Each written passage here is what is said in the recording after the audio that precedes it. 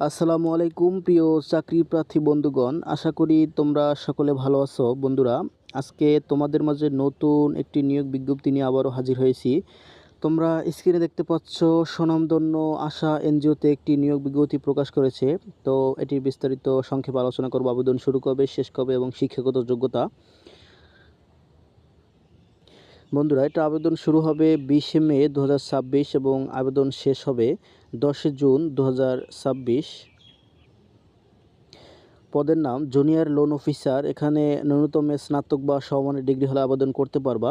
মোট নেওয়া হবে 235 জন 6টি জেলা থেকে। শিক্ষা কর্মকর্তা এখান থেকে নেওয়া হবে মোট 3 জন। এখানে সর্বোচ্চ 35 বছর পর্যন্ত আবেদন করা যাবে।